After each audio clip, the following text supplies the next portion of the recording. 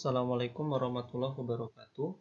Pada pertemuan kali ini kita masuk KD 3.4 mengenai ketahanan pangan nasional, penyediaan bahan industri, serta potensi energi baru dan terbarukan di Indonesia. Adapun tujuan pembelajarannya adalah menjelaskan mengenai ketahanan pangan, bahan industri, dan energi baru dan terbarukan, serta memahami potensi dan persebaran sumber daya pertanian untuk ketahanan pangan nasional, potensi dan persebaran sumber daya perkebunan, serta potensi dan persebaran sumber daya perikanan untuk ketahanan pangan nasional. Materi yang pertama yaitu mengenai ketahanan pangan. Selama ini, masyarakat dan negara telah berjuang untuk memastikan bahwa kebutuhan pangan semua orang tercukupi. Hal ini menjadi perhatian ketika Deklarasi Universal tentang Hak Asasi Manusia dikumandangkan oleh Majelis Umum Perserikatan Bangsa-Bangsa pada 10 Desember 1948. Pada 16 Desember 1966, Majelis Umum Perserikatan Bangsa-Bangsa menyetujui sebuah resolusi yang mulai berlaku pada 3 Januari 1976, yakni Kovenan Internasional tentang Hak-Hak Ekonomi, Sosial, dan Budaya.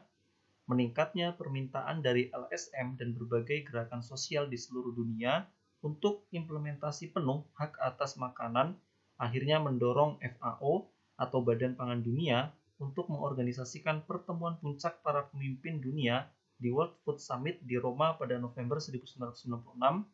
Pada pertemuan itu, mereka menyetujui Deklarasi Roma tentang ketahanan pangan dunia.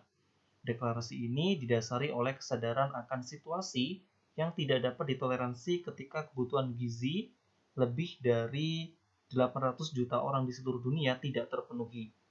Untuk itu, ada beberapa langkah strategis yang dikembangkan untuk mengatasi masalah ketahanan pangan, yaitu memastikan lingkungan sosial, politik, dan ekonomi yang memungkinkan terciptanya kondisi terbaik untuk perdamaian permanen dan pemberantasan kemiskinan.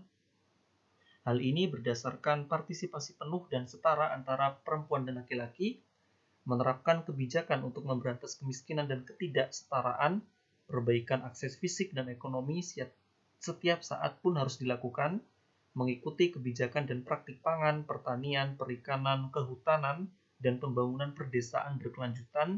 Hal ini penting untuk mewujudkan persediaan pangan yang memadai dan dapat diandalkan di tingkat rumah tangga, nasional, regional, dan global, berusaha memastikan bahwa pangan, perdagangan hasil pertanian, dan kebijakan perdagangan secara keseluruhan kondusif untuk mendorong ketahanan pangan bagi semua orang melalui sistem perdagangan dunia yang adil dan berorientasi pasar, berusaha mencegah dan bersiap menghadapi bencana alam dan keadaan darurat dan untuk memenuhi kebutuhan pangan sementara dan darurat dengan cara yang mendorong pemulihan, rehabilitasi, pembangunan dan kapasitas untuk memenuhi kecenderungan masa depan, mendorong pengalokasian dan penggunaan investasi publik dan swasta yang optimal untuk menumbuhkan sumber daya manusia, sistem pangan berkelanjutan, pertanian, perikanan dan kehutanan, dan pembangunan perdesaan di daerah yang berpotensi tinggi dan rendah, dan menerapkan, memantau, dan menyempurnakan rencana aksi di semua tingkat dalam kerjasama dengan masyarakat internasional. Bagi FAO, ketahanan pangan merupakan situasi ketika semua rumah tangga mempunyai akses, baik secara fisik maupun ekonomi, untuk memperoleh pangan bagi seluruh anggota keluarganya dan rumah tangga tidak beresiko untuk mengalami kehilangan kedua akses tersebut. Ketersediaan yang memadai mengacu pada keadaan ketika secara rata-rata pangan harus tersedia dalam jumlah yang mampu memenuhi kebutuhan konsumsi. Konsep ketahanan pangan yang dianut oleh bangsa Indonesia terlihat pada Undang-Undang Republik Indonesia Nomor 18 Tahun 2012 tentang pangan. Sementara itu, pangan adalah segala sesuatu yang berasal dari sumber hayati produk pertanian, perkebunan, kehutanan, perikanan, peternakan, perairan, dan air, baik yang diolah maupun tidak diolah, yang diperuntukkan sebagai makanan atau minuman bagi konsumsi manusia, termasuk bahan tambahan pangan, bahan baku pangan, dan bahan lainnya yang digunakan dalam proses penyiapan, pengolahan, dan atau pembuatan makanan atau minuman. Tampak bahwa terdapat 4 komponen yang harus dipenuhi untuk mencapai kondisi ketahanan pangan, yaitu kecukupan ketersediaan pangan, stabilitas ketersediaan pangan, aksesibilitas atau keterjangkauan terhadap pangan, dan kualitas atau keamanan pangan. Selanjutnya, yaitu mengenai bahan industri. Manusia mempunyai berbagai kebutuhan selain pangan. Nah, bahan baku adalah bahan mentah, barang setengah jadi, atau barang jadi yang dapat diolah menjadi barang setengah jadi, atau barang jadi yang mempunyai nilai ekonomi yang lebih tinggi. Penggunaan bahan baku dan bahan penolong dalam proses produksi hendaknya mengikuti standar industri hijau. Berkaitan dengan bahan bakunya, ada 3 jenis industri, yaitu industri ekstraktif, yakni industri yang menggunakan bahan baku yang diperoleh langsung dari alam, contohnya pertanian, pertambangan, dan perikanan. Industri ekstraktif terdiri dari industri reproduksi dan industri manufaktur. Industri reproduksi adalah industri yang bahan bakunya dari alam dan hasil produksinya berupa barang-barang yang baru. Contohnya, industri pengolahan ikan. Sementara itu, industri manufaktur adalah industri yang mengolah bahan baku untuk menghasilkan barang yang akan digunakan lagi untuk keperluan industri yang lain, contohnya industri benang. Yang kedua, industri non-ekstraktif, yakni industri yang menggunakan bahan baku dari hasil-hasil industri lain, contohnya industri pakaian jadi, dan industri fasilitatif atau disebut juga industri tersier, yakni industri yang kegiatannya menjual jasa layanan untuk keperluan orang lain, contohnya perbankan, perdagangan, angkutan, dan pariwisata. Klasifikasi industri juga dapat ditentukan berdasarkan jumlah tenaga kerja dan atau nilai investasi. Berdasarkan hal ini, jenis industri meliputi 1. Industri kecil, yakni industri yang mempekerjakan paling banyak 19 orang tenaga kerja dan memiliki nilai investasi kurang dari 1 miliar rupiah, tidak termasuk tanah dan bangunan tempat usaha. Industri menengah, yakni industri yang mempekerjakan paling banyak 19 orang tenaga kerja dan memiliki nilai investasi paling sedikit 1 miliar rupiah atau mempekerjakan paling sedikit 20 orang tenaga kerja dan memiliki nilai investasi paling banyak 15 miliar rupiah. Dan industri besar, yakni industri yang mempekerjakan paling sedikit 20 orang tenaga kerja dan memiliki nilai investasi lebih dari 15 miliar rupiah. Klasifikasi industri juga dapat didasarkan pada hasil produksi, lokasi, asal modal, produktivitas perseorangan, asal modal, perbandingan antara besarnya modal dan tenaga kerja, serta tahapan produksi. Berdasarkan hasil produksinya, industri dikelompokkan menjadi industri berat dan industri ringan. Industri berat menghasilkan mesin-mesin dan alat-alat produksi, seperti industri alat berat, mesin dan alat transportasi. Industri ringan menghasilkan sebuah barang jadi yang langsung dipakai masyarakat, contohnya industri makanan, minuman, dan obat-obatan. Berdasarkan lokasinya, industri dibagi menjadi industri yang berorientasi pada pasar, tenaga kerja, dan bahan baku. Berdasarkan produktivitas perseorangan, industri terdiri dari industri primer, industri sekunder, dan industri tersier. Industri primer menghasilkan barang yang tidak memerlukan pengolahan terlebih dahulu, contohnya hasil produksi pertanian, peternakan, perkebunan, dan perikanan. Industri sekunder menghasilkan barang dari bahan mentah yang diolah terlebih dahulu dan barang-barang itu akan diolah kembali. Contohnya pemintalan benang sutra dan perakitan komponen elektronik. Industri tersier menghasilkan produk berupa layanan jasa, contohnya telekomunikasi dan transportasi. Berdasarkan asal modalnya, industri terdiri dari industri PMDN, industri PMA, dan industri patungan. Industri PMDN atau penanaman modal dalam negeri adalah industri yang semua modalnya berasal dari dalam negeri. Industri PMA atau penanaman modal asing adalah industri yang modalnya berasal dari pengusaha asing. Berdasarkan perbandingan besarnya modal dan tenaga kerja, industri terbagi menjadi industri padat modal dan industri padat karya.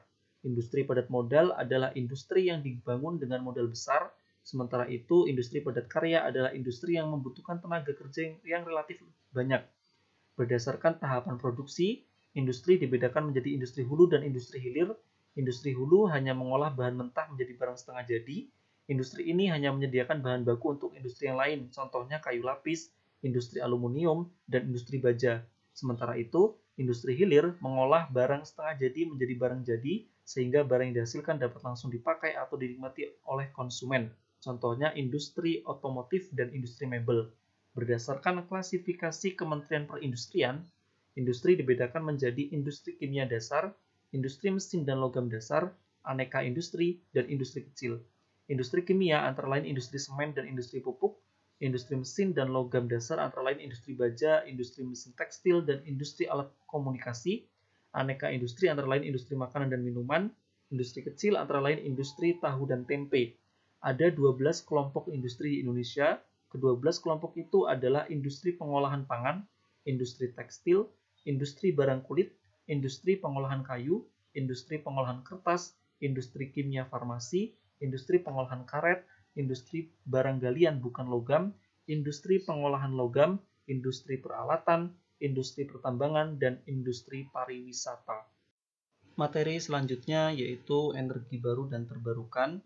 Pangan dan bahan baku industri berasal dari sumber daya alam. Energi adalah kemampuan untuk melakukan pekerjaan atau usaha. Menurut Undang-Undang Republik Indonesia Nomor 30 Tahun 2007 tentang energi, sumber daya energi adalah sumber daya alam yang dapat dimanfaatkan baik sebagai sumber energi maupun sebagai energi. Sumber energi adalah sesuatu yang dapat menghasilkan energi baik secara langsung maupun melalui proses konversi atau transformasi. Secara luas, sumber energi dapat dikelompokkan menjadi sumber energi tak terbarukan dan sumber energi terbarukan. Sumber energi tak terbarukan adalah sumber energi yang dihasilkan dari sumber daya energi yang akan habis jika dieksploitasi secara terus-menerus. Contohnya, minyak bumi, gas bumi, batu bara, gambut, dan serpih bitumen. Energi fosil terbentuk di beberapa bagian bumi pada kedalaman yang bervariasi. Dan sumber energi terbarukan adalah sumber energi yang dihasilkan dari sumber daya energi yang berkelanjutan jika dikelola dengan baik. Sumber energi terbarukan dapat dibangun di berbagai tempat sehingga distribusi produksinya dapat tersebar di mana-mana. Pengembangan sumber energi yang terbarukan sebagai sumber energi alternatif dan ramah lingkungan perlu diperhatikan karena penggunaan energi fosil terus meningkat. Secara detail, penyebab pengembangan sumber energi yang terbarukan harus dilakukan adalah permintaan energi meningkat dengan pesat karena industrialisasi dan pertumbuhan penduduk yang pesat. Hal ini menyebabkan sumber energi fosil dan energi konvensional lainnya tidak akan cukup untuk memenuhi permintaan yang terus meningkat. Kemudian sumber energi fosil tidak terbarukan dan sumber konvensional atau bahan bakar fosil juga menyebabkan polusi sehingga penggunaannya dapat menurunkan kualitas lingkungan. Energi baru adalah energi yang berasal dari sumber energi baru. Sumber energi baru adalah sumber energi yang dapat dihasilkan oleh teknologi baru, baik yang berasal dari sumber energi terbarukan maupun sumber energi tak terbarukan. Contohnya nuklir, hidrogen, gas metana batubara atau coal bed metan, batubara tercairkan atau liquefied coal, dan batubara tergaskan atau gasified coal. Materi selanjutnya yaitu potensi dan persebaran sumber daya pertanian untuk ketahanan pangan nasional. Pertanian merupakan sektor utama yang menjadi tumpuan ketahanan pangan. Menurut Undang-Undang Republik Indonesia Nomor 41 Tahun 2009 tentang perlindungan lahan pertanian pangan berkelanjutan, kawasan pertanian pangan berkelanjutan adalah wilayah budidaya pertanian, terutama pada wilayah perdesaan yang memiliki hamparan lahan pertanian pangan berkelanjutan dan atau hamparan lahan cadangan pertanian pangan berkelanjutan, serta unsur penunjangnya dengan fungsi utama untuk mendukung kemandirian, ketahanan, dan kedaulatan pangan nasional. Lahan pertanian pangan berkelanjutan adalah bidang lahan pertanian yang ditetapkan untuk dilindungi dan dikembangkan secara konsisten guna menghasilkan pangan pokok bagi kemandirian, ketahanan, dan kedaulatan pangan nasional. Lahan pertanian memiliki peran dan fungsi strategis bagi masyarakat Indonesia yang bercorak agraris karena terdapat sejumlah besar penduduk Indonesia yang menggantungkan hidup pada sektor pertanian. Lahan pertanian merupakan sumber daya alam yang paling berperan dalam pertanian. Lahan pertanian menurut BPS terdiri dari lahan sawah dan lahan pertanian bukan sawah. Lahan sawah adalah lahan pertanian yang berpetak-petak dan dibatasi oleh pematang atau galengan, saluran untuk menahan atau menyalurkan air, yang biasanya ditanami padi sawah tanpa memandang di mana diperoleh atau status lahan tersebut. Lahan sawah terdiri dari lahan sawah irigasi, yakni lahan sawah yang keperluan airnya disuplai oleh irigasi, lahan sawah tada hujan, yakni lahan sawah yang bergantung pada air hujan, lahan sawah pasang surut, yakni lahan sawah yang pengairannya bergantung pada air sungai yang dipengaruhi oleh pasang surutnya air laut, lahan sawah lebak, yakni lahan sawah yang pengairannya berasal dari reklamasi rawa lebak atau bukan pasang surut, dan polder dan sawah lainnya, yakni lahan sawah yang terdapat di delta sungai yang pengairannya dipengaruhi oleh air sungai tersebut. Lahan pertanian bukan sawah adalah semua lahan pertanian selain lahan sawah. Lahan pertanian bukan sawah antara lain terdiri dari tegal atau kebun, ladang atau huma, dan lahan yang sementara tidak diusahakan. Tegal atau kebun adalah lahan pertanian bukan sawah atau lahan kering yang ditanami tanaman semusim atau tahunan dan terpisah dengan halaman sekitar rumah serta penggunaannya tidak berpindah-pindah. Ladang atau huma adalah lahan pertanian bukan sawah atau lahan kering yang biasanya ditanami tanaman semusim dan penggunaannya hanya semusim atau 2 musim, kemudian akan ditinggalkan jika sudah tidak subur lagi atau berpindah-pindah. Lahan yang sementara tidak diusahakan adalah lahan yang biasanya diusahakan, tetapi untuk sementara atau lebih dan 1 tahun, namun kurang dan atau sama dengan 2 tahun tidak diusahakan, termasuk lahan sawah yang tidak diusahakan selama lebih dari 2 tahun. Pada tahun 2014, luas lahan tegal atau kebun di Indonesia sebesar 12,2 juta hektar. Pada tahun yang sama, luas lahan ladang atau huma di Indonesia sebesar 5,3 juta hektar. Pada tahun yang sama pula, lahan pertanian bukan sawah yang sementara tidak diusahakan seluas 11,68 juta hektar.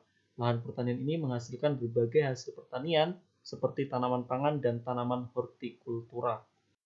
Produksi 3 jenis tanaman pangan utama di Indonesia pada tahun 2014, yaitu tanaman padi dan jagung serta kedelai.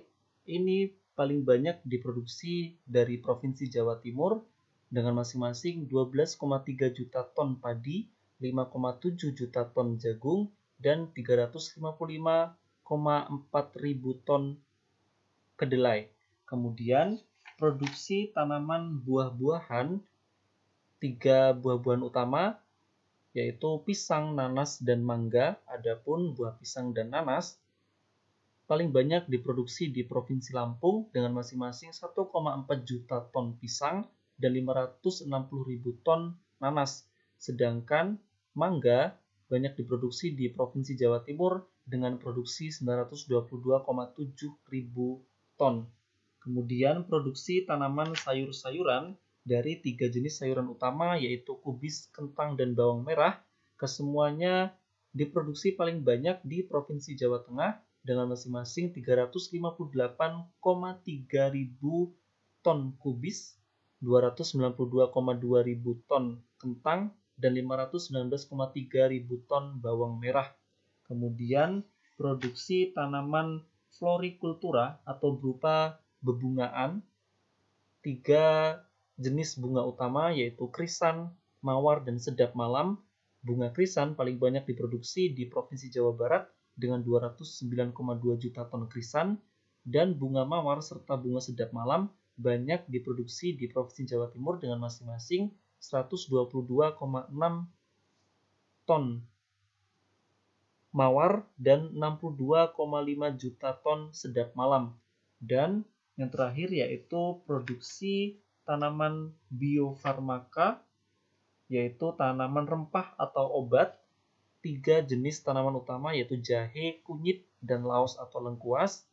Untuk tanaman jahe paling banyak diproduksi di Provinsi Jawa Timur dengan 81 juta ton, dan kunyit serta laos atau lengkuas paling banyak diproduksi di Provinsi Jawa Tengah dengan masing-masing 38,9 ton kunyit dan 18,3 juta ton laos atau lengkuas. Materi selanjutnya yaitu potensi dan persebaran sumber daya perkebunan untuk ketahanan pangan nasional. Menurut Undang-Undang Republik Indonesia Nomor 39 Tahun 2014 tentang perkebunan, perkebunan adalah segala kegiatan pengelolaan sumber daya alam, sumber daya manusia, sarana produksi, alat dan mesin, budidaya, panen, pengolahan, dan pemasaran terkait tanaman perkebunan. Sementara itu, menurut Peraturan Menteri Pertanian Republik Indonesia Nomor 98 Permentan OT 140 9 2013 tentang pedoman perizinan usaha perkebunan. Perkebunan adalah segala kegiatan yang mengusahakan tanaman tertentu pada tanah dan atau media tumbuh lainnya dalam ekosistem yang sesuai, mengolah dan memasarkan barang dan jasa hasil tanaman tersebut dengan bantuan ilmu pengetahuan dan teknologi, permodalan, serta manajemen untuk mewujudkan kesejahteraan bagi pelaku usaha perkebunan dan masyarakat. Usaha perkebunan adalah usaha yang menghasilkan barang dan atau jasa perkebunan. Jenis usaha perkebunan terdiri atas usaha budidaya tanaman perkebunan, adalah serangkaian kegiatan pengusahaan tanaman perkebunan yang meliputi kegiatan pratanam, penanaman, pemeliharaan tanaman, pemanenan dan sortasi, termasuk perubahan jenis tanaman dan diversifikasi tanaman, dan usaha industri pengolahan hasil perkebunan adalah serangkaian kegiatan penanganan dan pemrosesan yang dilakukan terhadap hasil tanaman perkebunan yang ditujukan untuk mencapai nilai tambah yang lebih tinggi dan memperpanjang daya simpan.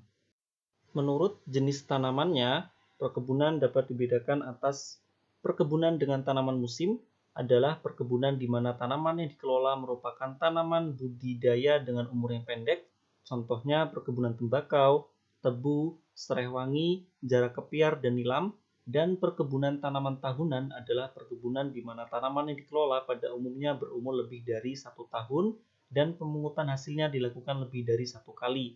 Contohnya, perkebunan kelapa, kelapa sawit, karet, teh, kakao, kopi, cengkih, kapuk, jambu mete, kayu manis, kemiri, pinang, lada, vanili, dan pala.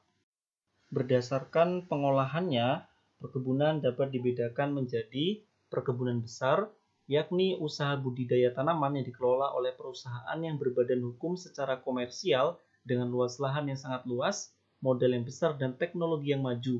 Biasanya perkebunan besar mengelola komoditas kelapa sawit, teh, dan karet, dan perkebunan rakyat, yakni usaha budidaya tanaman yang dikelola oleh rakyat dengan luas lahan yang terbatas, modal terbatas, dan teknologi yang sederhana. Persebaran sumber daya perkebunan dapat dikelompokkan dengan mengikuti pandangan Franz Junghun yang membagi zona iklim berdasarkan ketinggian. Berdasarkan pandangan ini, sebaran sumber daya perkebunan dapat dikelompokkan dalam wilayah-wilayah. Yang pertama, di daerah zona panas atau dataran rendah, tanaman yang biasa dibudidayakan antara lain kelapa, tebu, dan jagung. Di daerah batas pantai sampai sekitar ketinggian 700 meter di atas permukaan laut, tanaman yang cocok dibudidayakan antara lain tanaman tebu, karet, dan kopi.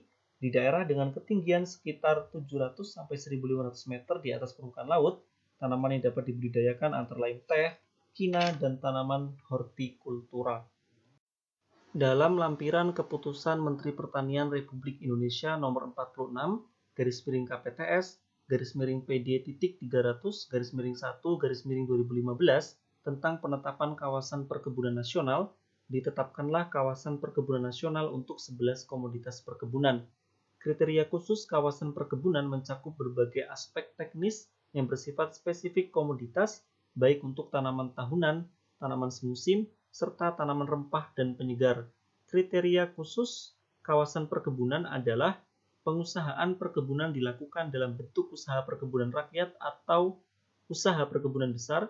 Pengusahaan perkebunan besar dilakukan melalui kerjasama kemitraan dengan usaha perkebunan rakyat secara berkelanjutan, baik melalui pola perusahaan inti plasma, kerjasama kemitraan perkebunan rakyat perusahaan mitra, kerjasama pengolahan hasil dan atau bentuk-bentuk kerjasama lainnya, dan arah pengembangan usaha perkebunan dilaksanakan dalam bingkai prinsip-prinsip pembangunan berkelanjutan. Contohnya, kelapa sawit dengan penerapan Sistem Indonesian Sustainable Palm Oil atau ISPO, kakao dengan penerapan Sustainable Cocoa, dan prinsip-prinsip pembangunan berkelanjutan lainnya. Adapun kawasan perkebunan nasional untuk 11 komoditas perkebunan, yaitu yang pertama, untuk komoditas kopi terdapat di Provinsi Aceh, yaitu di Kabupaten Aceh Tengah, kemudian di Provinsi Lampung, yaitu di Lampung Barat, dan di Provinsi Sumatera Utara, yaitu di Kabupaten Humbang Hasundutan. Untuk komoditas teh terdapat di Provinsi Jawa Barat, tepatnya di Kabupaten Garut. Kemudian komoditas kakao terdapat di Provinsi Sulawesi Tenggara, tepatnya di Kabupaten Kolaka Utara, kemudian di Sulawesi Tengah, di Kabupaten Parigi Motong, dan di Sulawesi Selatan di Kabupaten Luwu Utara. Kemudian lada terdapat di Provinsi Bangka Belitung, yaitu di Kabupaten Bangka Selatan, dan di Provinsi Lampung, yaitu di Kabupaten Lampung Timur. Komoditas tebu di Provinsi Jawa Tengah, yaitu di Kabupaten Blora, kemudian di Provinsi Jawa Timur, yaitu Kabupaten Malang, dan di Provinsi Lampung, yaitu di Kabupaten Lampung Tengah. Kemudian komoditas karet di Provinsi Sumatera Selatan, yaitu di Kabupaten Musirawas, dan di Provinsi Jambi di Kabupaten Muaro Jambi.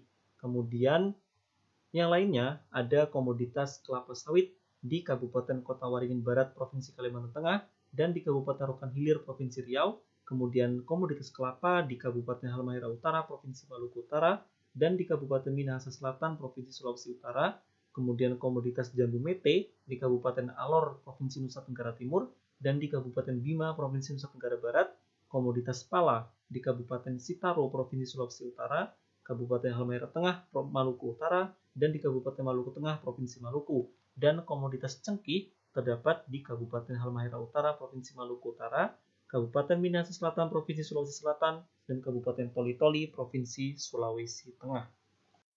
Produksi perkebunan dapat dikelompokkan atas produksi primer dan produksi olahan. Produksi primer adalah produksi atau hasil yang dipanen dari usaha perkebunan tanpa melalui proses pengolahan lebih lanjut.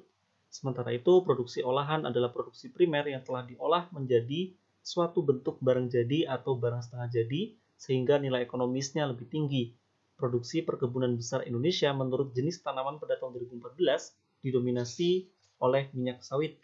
Sementara itu, produksi perkebunan rakyat Indonesia menurut jenis tanaman tahunan pada tahun 2014 didominasi oleh minyak kelapa sawit. Produksi perkebunan rakyat Indonesia menurut jenis tanaman semusim pada tahun 2014 didominasi oleh gula tebu.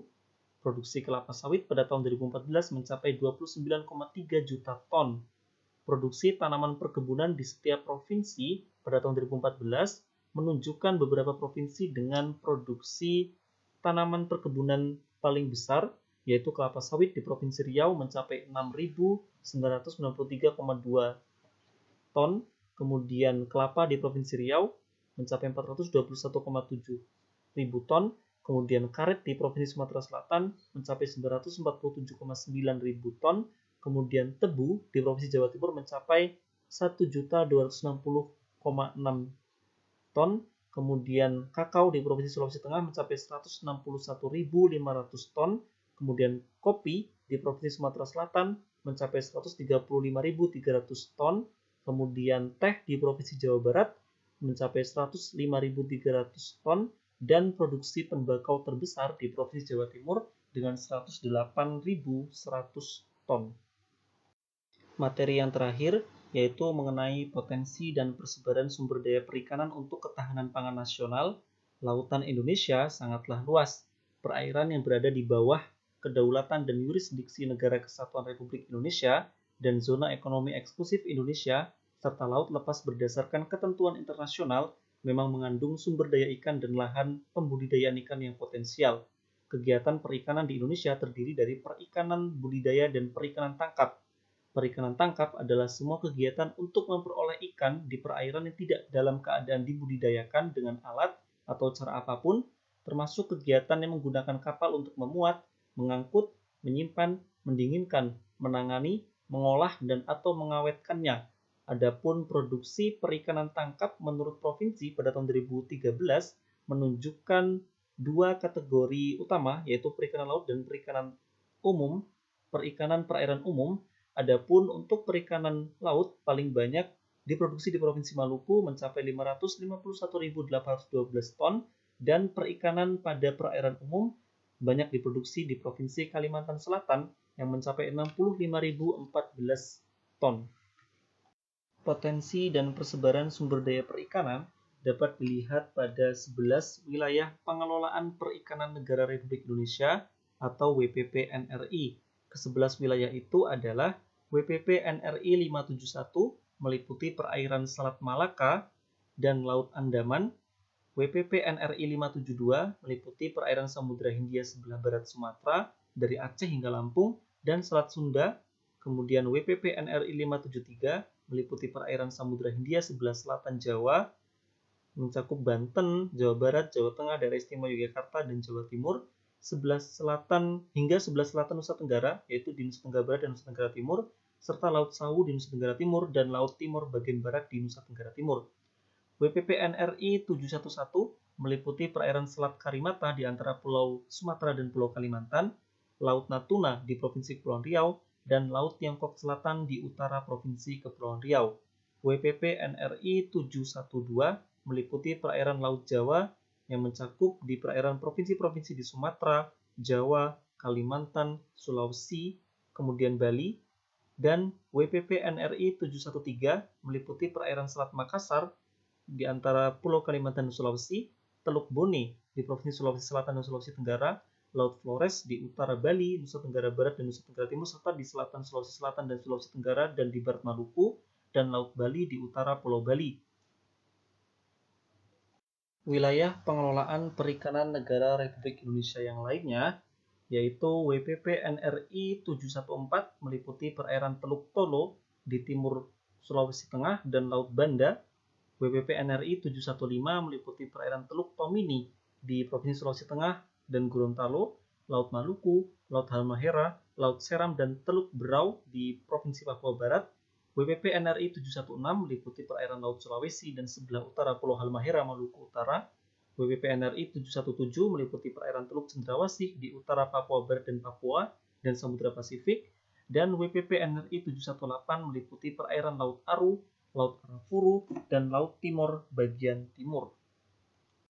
Berdasarkan keputusan Menteri Kelautan dan Perikanan Republik Indonesia nomor 47 /Kepmen-KP /2016 tentang estimasi potensi jumlah tangkapan yang diperbolehkan dan tingkat pemanfaatan sumber daya ikan di wilayah pengelolaan perikanan Negara Kesatuan Republik Indonesia, estimasi potensi lestari, jumlah tangkapan diperbolehkan, dan tingkat pemanfaatan sumber daya ikan di wilayah pengelolaan perikanan negara Republik Indonesia diambil contoh di WPP NRI 571 yaitu Selat Malaka, di mana potensinya pada ikan pelagis kecil mencapai 79.008 ton dan jumlah tangkap yang diperbolehkan atau JTB mencapai 63.206 ton, baru dimanfaatkan 1,06 ton.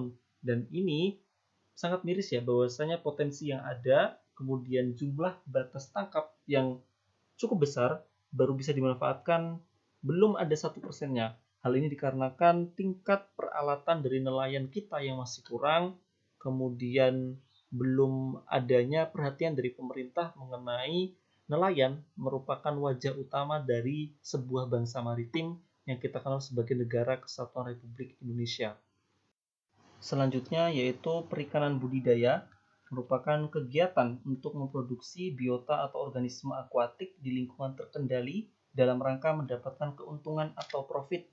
Jenis produksi budidaya laut antara lain rumput laut, mutiara, kerapu kerang hijau, dan ikan bandeng. Adapun produksi perikanan budidaya menurut provinsi dan jenis budidaya pada tahun 2013 dapat disimpulkan terdapat beberapa provinsi dengan produksi paling banyak, yaitu produksi perikanan sawah paling banyak di Provinsi Jawa Barat mencapai 27.000 ton, kemudian perikanan jaring apung juga di Provinsi Jawa Barat dengan 179.000 ton, kemudian perikanan keramba paling besar terdapat di Provinsi Jambi mencapai 86.800 ton, kemudian perikanan kolam di Jawa Barat juga dengan 424,2 ribu ton, kemudian perikanan tambak di Sulawesi Selatan mencapai 918.600 ton, dan perikanan budidaya laut paling banyak diproduksi di Provinsi Nusa Tenggara Timur mencapai 1,8 juta ton. Demikian materi yang dapat disampaikan pada pertemuan kali ini.